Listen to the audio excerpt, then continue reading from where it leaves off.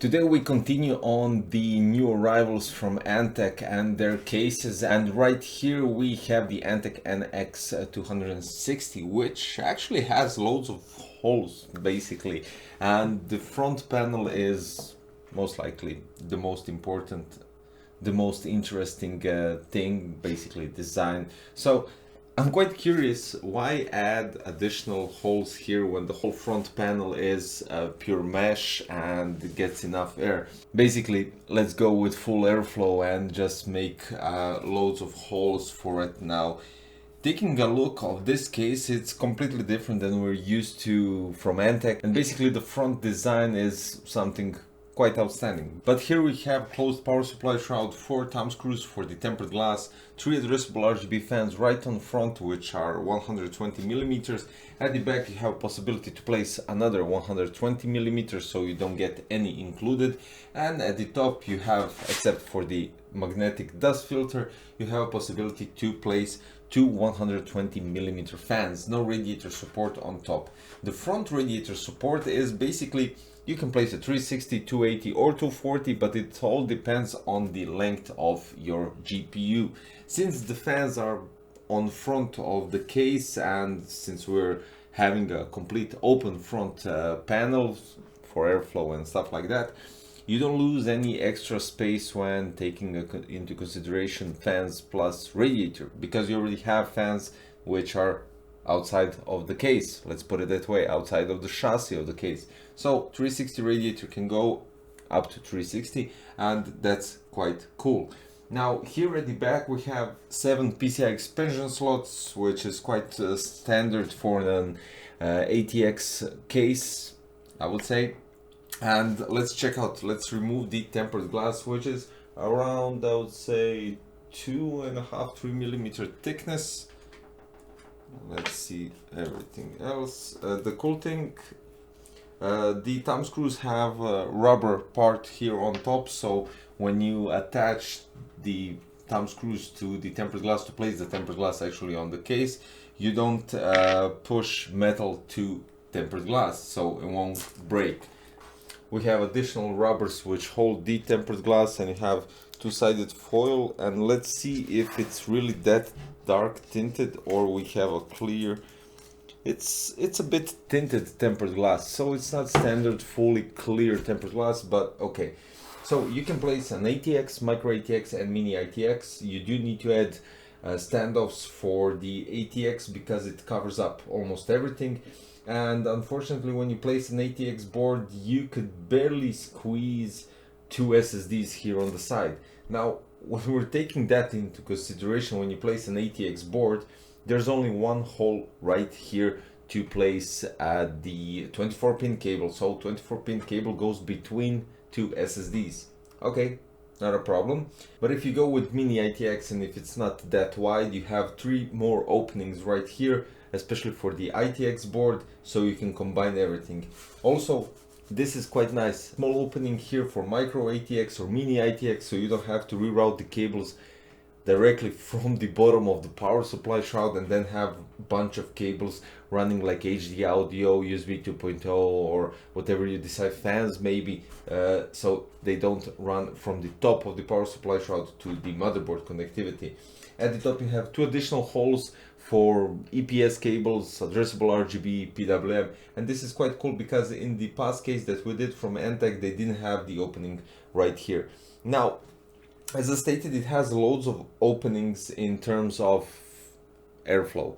So right here on top of the power supply shroud, here we go again, we have a possibility to mount 2 120 millimeter fans, which can give additional airflow to your GPU from the front fan, and quite nice, make a circulation directly to your GPU. 2 2.5-inch SSD or hard drives, depends what you want, can be placed right here. You have loads of holes right here for rerouting the 24-pin, 8-pin EPS, addressable RGB, whatever.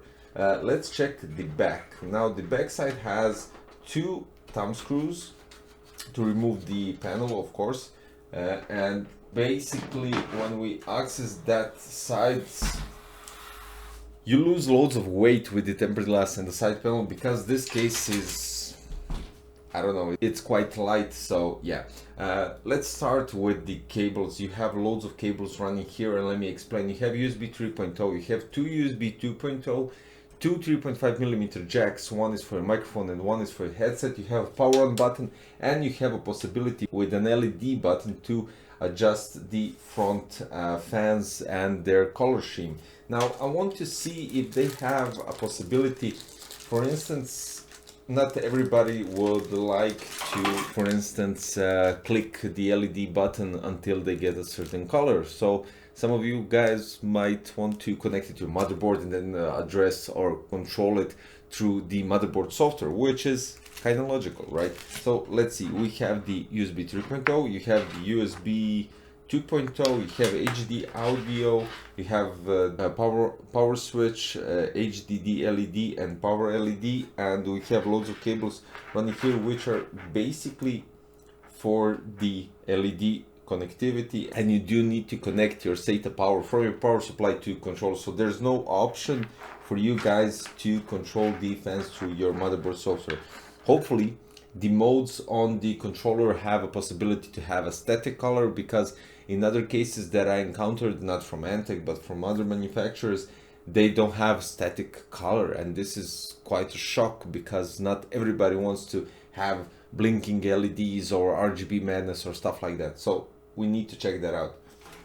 Now right here you could, of course, if you go with an ATX motherboard and the ATX motherboard is too big for the SSD mounting, you can always mount your two SSDs on the other side and then reroute the cables as you wish. You have the accessory box and you have the instruction manual, which are here at the SSD and HDD bracket cage at the bottom, so you can place two hard drives, 3.5 inch or two SSD, well basically one SSD, and if you have, yeah, that's it, one SSD and one 3.5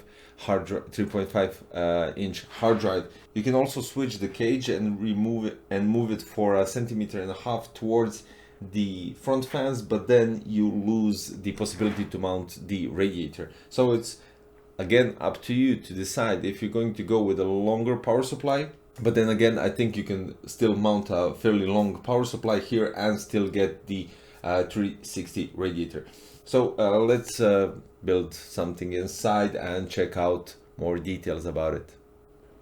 As you can see, compared to other case builds that I did and reviews of cases, I can place my RTX 3070 Supreme X because it actually goes maybe 2 centimeters out of the chassis, and that is the issue with this case. So shorter cards, you can go with radiator support on the front, and still, for instance, this is a ASRock Radeon RX 5700 Challenger, and you can place a radiator on front without any issues.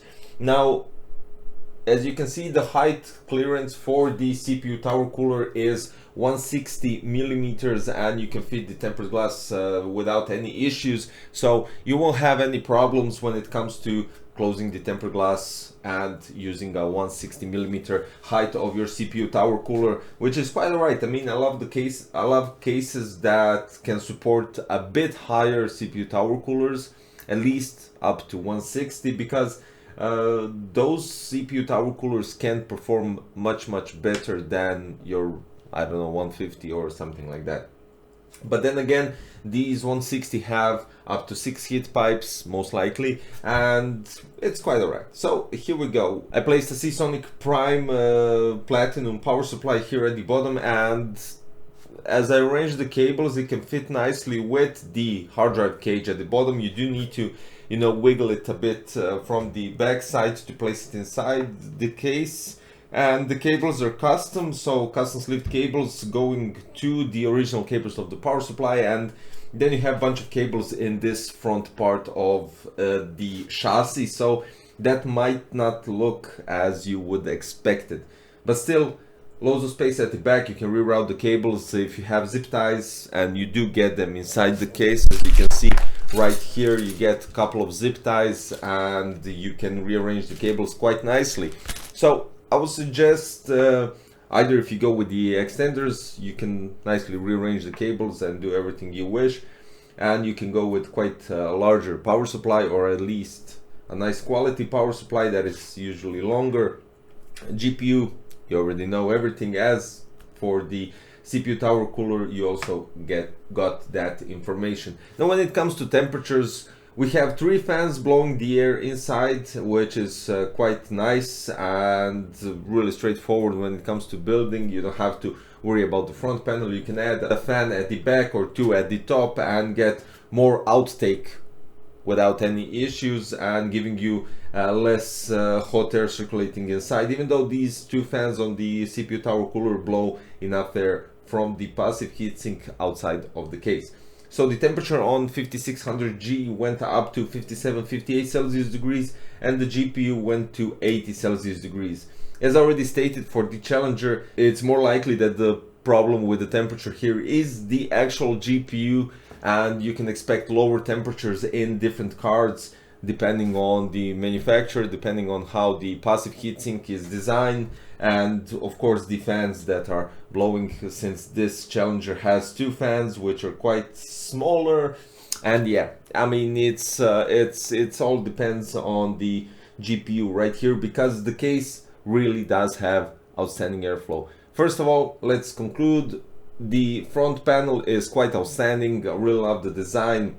You have some sort of a nice meshed front, which gives you nice intake, and the 3 fans can be adjusted with the LED color as you wish. So you can just, as I stated, you have static colors, so no breathing effects, and you can go with addressable RGB, changing colors and everything else. So this is really cool and gives you an option to, I don't know, manage everything that you want according to your build.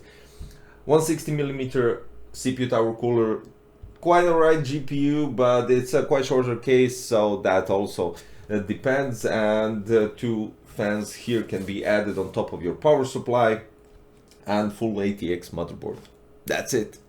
Thumbs up for ANTEC for the NX260. Really nice case, really love the front design. And yeah, you can check out the prices for the NX260 in the link in the description below. Don't forget to subscribe, click the like button for the case, and of course click the notification bell for future content. See you very soon, guys. Bye bye.